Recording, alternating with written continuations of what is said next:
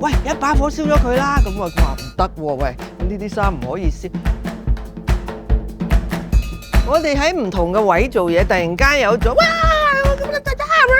哇！即係肅然起敬嘅，真係。呢一批衫咧，就正正係一個文化嘅寶藏。豐富到我成日都話，做10年展覽都有排做。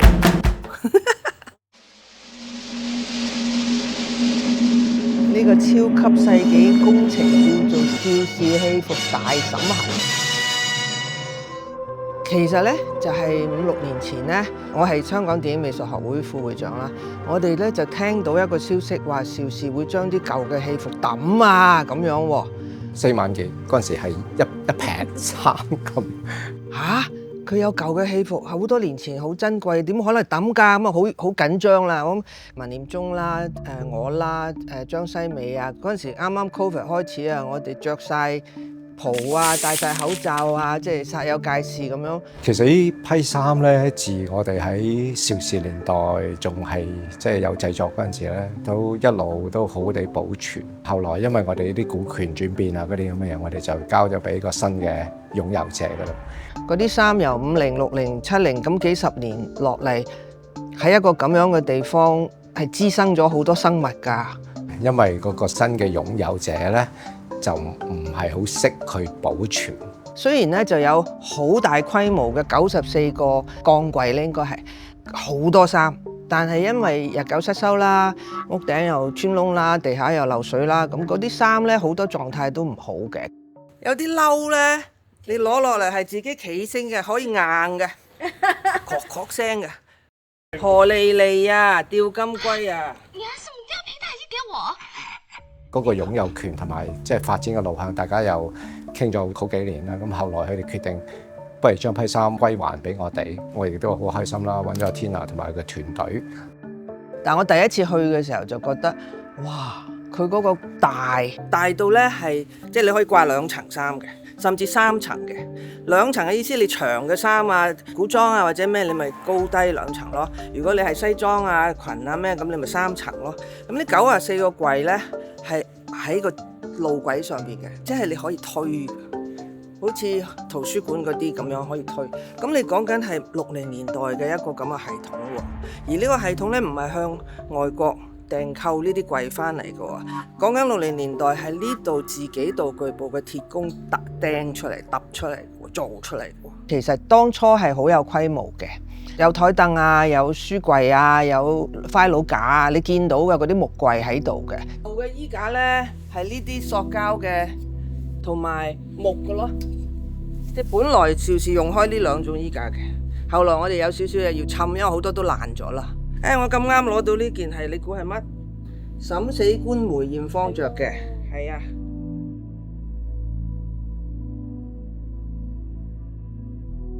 金城武1997年馬永貞着過嘅成套造型。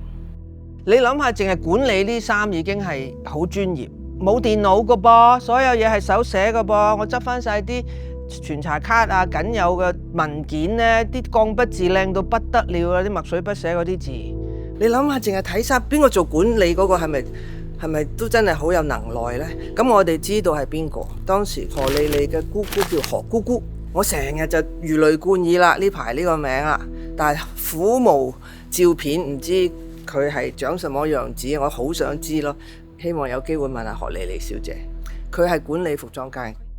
咁同埋我哋之前有保留咗一批青裝，係我哋自己好珍而重之保留落嚟，咁而家都拼入去服裝嘅收藏入邊。搬咗去一個臨時嘅地方，係一個停車場改裝嘅，基本嘅拉電線有燈啦。因為我哋同佢講話，你一定要有冷氣，最好 keep 住嗰個濕度唔好太濕，好大工程㗎。講緊2層嘅地方就儲存有冷氣嘅。整理啊、整潔啊，咁啊，Tina仲因為呢件事病咗添。唔關事嘅，唔知嗰個唔關事，希望唔關事。即係我入醫院嗰啲啊。咁大家翻工啦，戴口罩啊，着白袍啊，戴手套咁樣翻工啦嚇。咁但係咧就開始有啲同事翻幾日咧，包括我咧就眼紅啊、痕啊、痛啦，有啲就面啊痕啊，啲皮膚啦死啦咁空氣清新機買咗15部咁樣咯喎。咁咪以為有幫助，其實又好好即係少少啦咁。喺呢個當兒咧，阿劉姑娘我咧就有一日朝頭早起身咧，就肚痛到不得了啦，好唔對路，我就去醫院。我6點鐘已經坐咗喺醫院啦。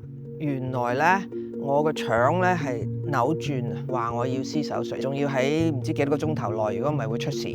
結果係當晚7點半我就入手術室啦。咁啊當然喺過程有同醫生溝通，佢問我話你講嗰啲我全部都冇喎。不過最近我個生活有變咧，我就去咗一個好污糟嘅地方翻工。我係俾相佢睇啦，哇！個醫生直情好強反應，有冇搞錯？你哋唔應該去嘅喎，應該嗰個 gear 要着晒啊！喂，呢啲菌，喂一把火燒咗佢啦！咁我話唔得喎，喂，呢啲衫唔可以燒。跟住咧佢話。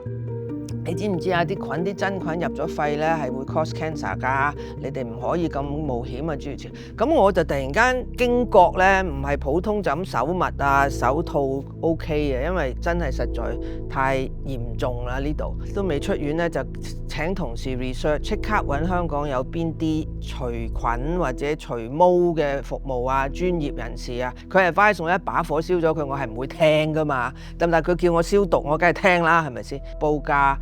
即做當日咧，就係有4個男士由頭包到落腳，好似 Ghostbuster 咁揸住啲機器咧，就嚟噴啦、霧化啦，一整天就將2層樓咧係全部係除霉。經過一個復活架嘅開窗啊、吹啊、噼里啪啦咁之後，我哋再翻嚟咧，的確係好大分別，呼吸都唔同嘅個感覺，啲手套啲顏色又唔同咗嘅。以前摸嘅時候好黑色嘅，而家摸咧係綠色嘅，係嗰啲霧化嘅藥同埋啲屍體啊！我哋話係，咁係咪真係同我個腸有關呢？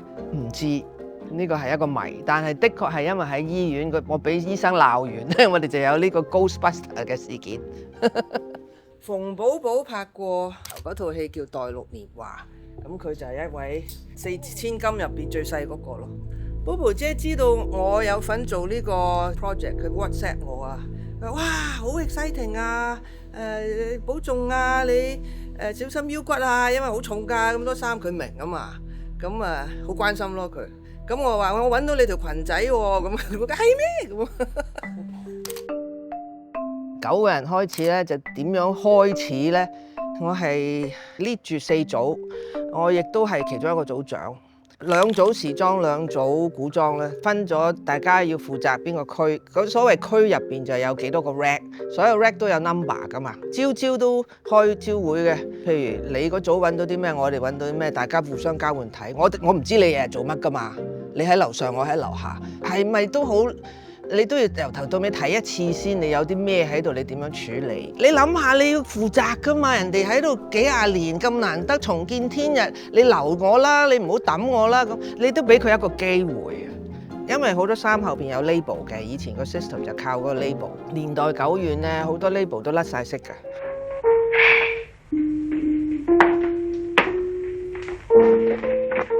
千嬌百媚咧，就係林黛嘅歌舞片嚟嘅。當喺入邊咧，佢係着套裝啊，好多時裝。呢個係咩啊？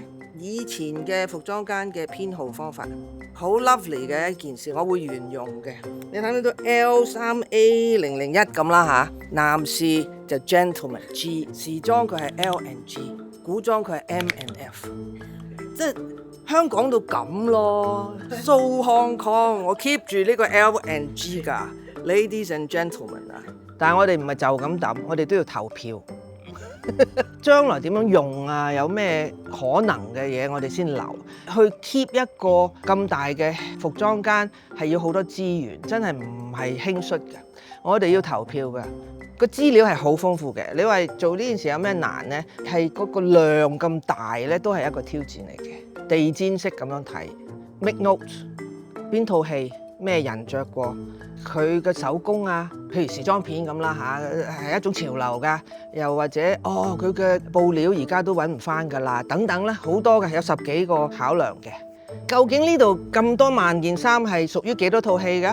你唔睇晒，你唔寫低，你唔知㗎喎。邊啲留啊？投票咯，每套戲有4票嘅，有幾多套？我哋有答辯大會，嗰度有成好似230啊，係1票嘅。即刻決定係正嘢喎！哇，唔使啦，你嗰票嗱，因為咁，我有原因嘅。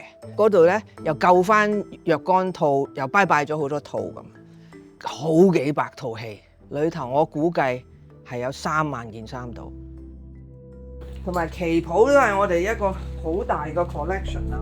我哋而家揾得翻出嚟最舊嘅係1949年嘅，最新嘅係2004年，係講緊55年嘅一個咁長嘅日子。咁我哋呢度呢，已經過幾個月嘅發掘啊、編輯啊咁呢，可能呢個旗袍嘅 collection 呢係全世界最大嘅一個都唔定，即係一個屋檐下最大啦，我可以咁講啦，係接近900件各式嘅旗袍。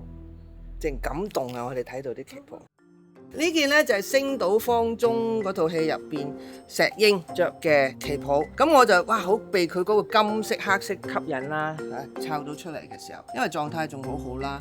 但係呢，我更加高興就發覺佢有嗰個裏係個花邊呢，係嗰個以前係有着底裙㗎，you know？咁佢嗰個花邊仲喺度。即係冇霉爛，哇！咁行起上嚟搖曳生姿，係咪真係好靚？同埋佢呢個冧腳冧得特別窄，一定見到條底裙。佢咁樣喎，你行起上嚟實揈下揈下噶嘛，漂亮！露出兩條美腿，嗲㗎。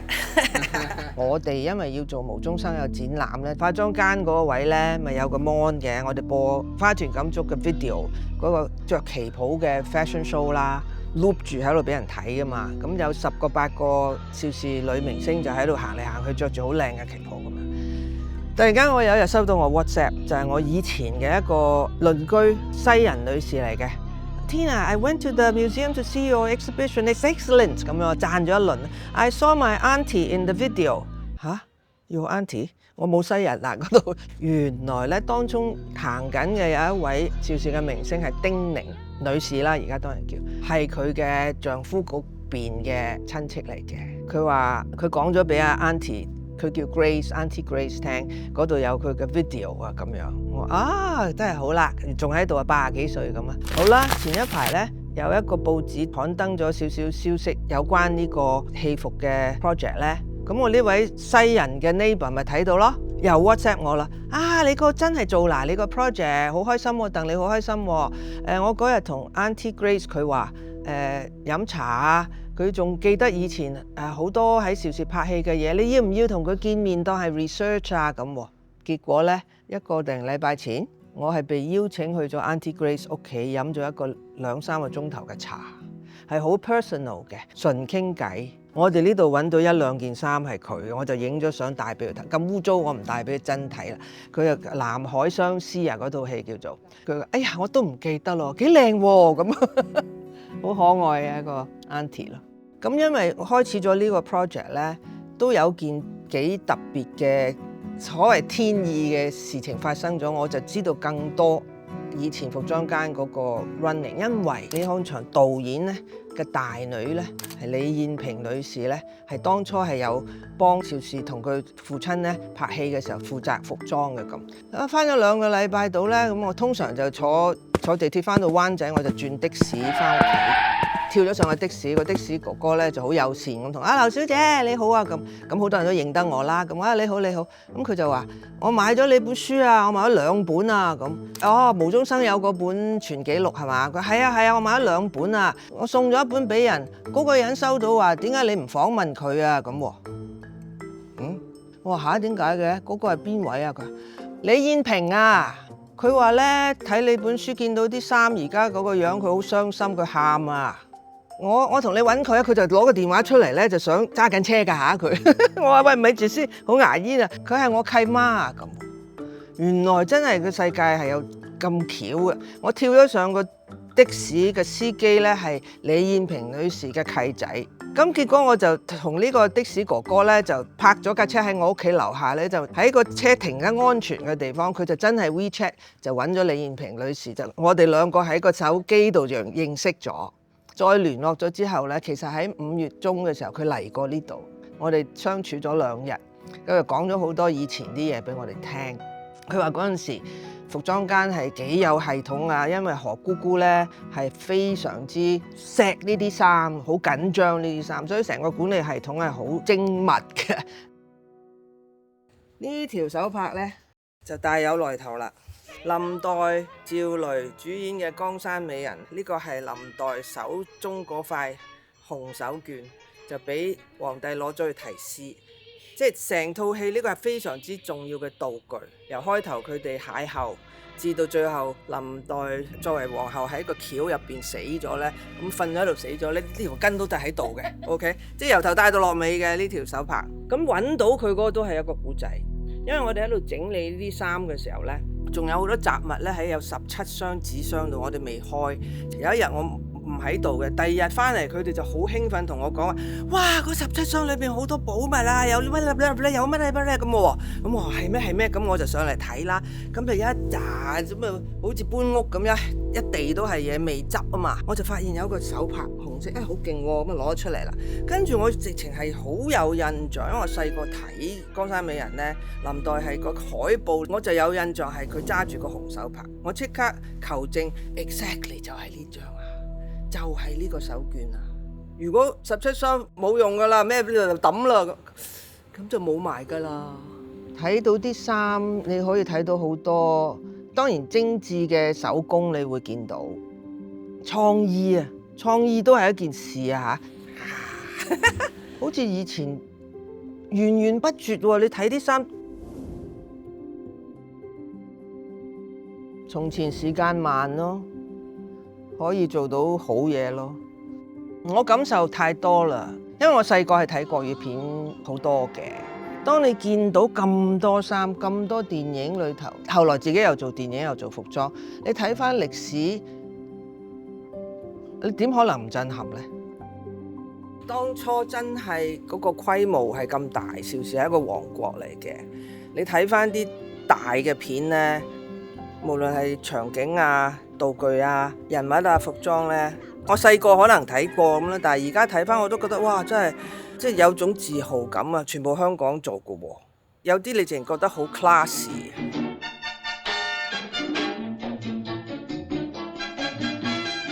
釘珠呢件事，哇！60年代嘅佢哋啲時裝片啊，70都有呢，係經常出現嘅。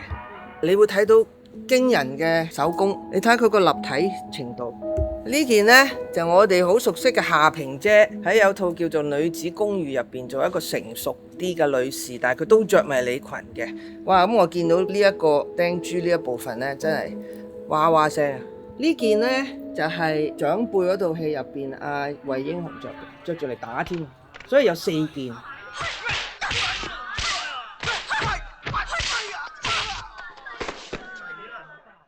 從前世界慢啊！所有人都好有心做嘢咧，佢就算係釘，佢都釘得好穩陣，我相信。所以經過咁滄桑，都還有留得低咧。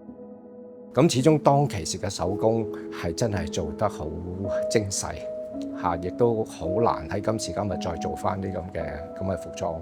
當時係好多靚布咧，喺嗰啲四海綢緞啊，或者根本係賣意大利啊、法國布嘅地方咧，係有呢啲布嘅。我要企好隆重咁企喺度講。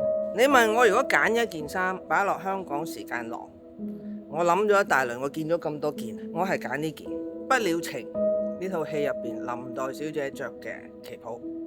點解會立體嘅呢？因為我哋係前2年做無中生有展覽嘅時候呢，係將佢清潔咗啦，將所有旗袍入邊呢做一個內膽，等佢哋陳設出嚟展示嘅時候係有線條，就唔係一柱菜咁樣平噶嘛。不了情係一個經典嘅邵氏嘅作品啦。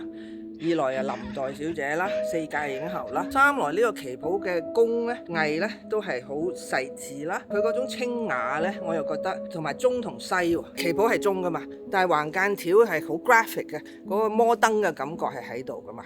咁第3就係我中意嗰套戲嘅主題曲忘不了忘不了啊嘛，咁我係唔可以忘記香港嘅好噶嘛。咁我就覺得幾有代表性。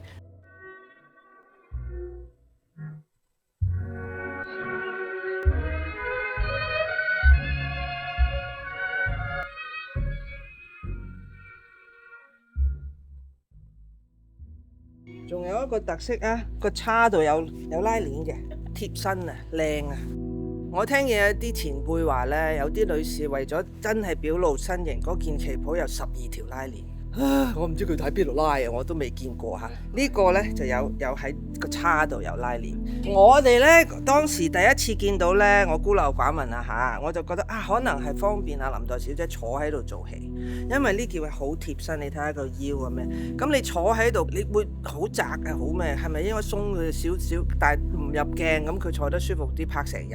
我係咁諗住，可能係㗎，係啊。你睇下，即係簡單到不得了啊，裙邊。你喺呢個世界幾個月呢，你真係好感動噶。成個邵氏嘅歷史入邊嘅衫，佢所代表嘅世代，佢所代表嘅電影、人物、故事、手藝、創意，哇，豐富到我成日都話做10年展覽都有排做。真同假之間好有趣啊！即係成日電影係夢工場啊，或者咩咁，好自豪添啊！所謂自豪就係都係喺香港嘅電影工作者努力先至做到咁多，係好多好嘢㗎喎。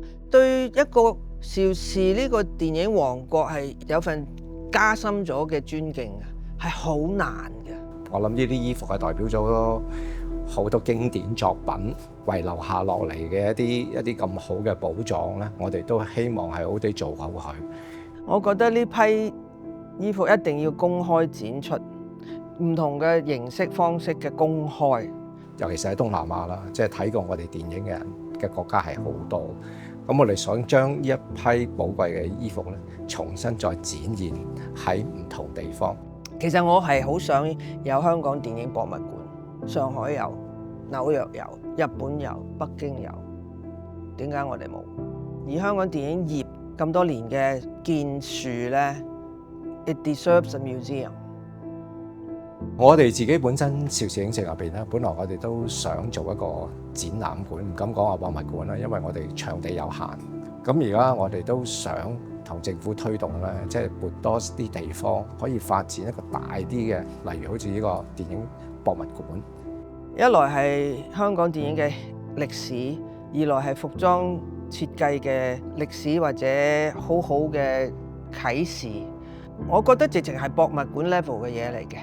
中外人士我都覺得佢會有興趣知嘅，同埋展覽嘅過程當中呢，因為佢嘅年歲呢經過幾代，可能有一代嘅人就覺得係懷舊香港嘅集體回憶，有一部分可能係未見過好多服裝設計製作上嘅技巧啊，或者設計啊咁，無論新舊都好大可能係得到一啲啟示，因為佢咁豐富啊。同埋個量咁大，有歷史有古仔喎。因為我中意衣服，所以會因為衣服跑去外國睇展覽，巴黎、倫敦、米蘭、紐約，我係唔係去到做第啲嘢，就係去睇同服裝有關嘅展覽。點解人哋唔可以嚟香港睇呢一批咁強嘅一個香港故事，係應該俾人睇咯。我希望佢哋俾人收埋咗幾廿年，而家有得見人咯。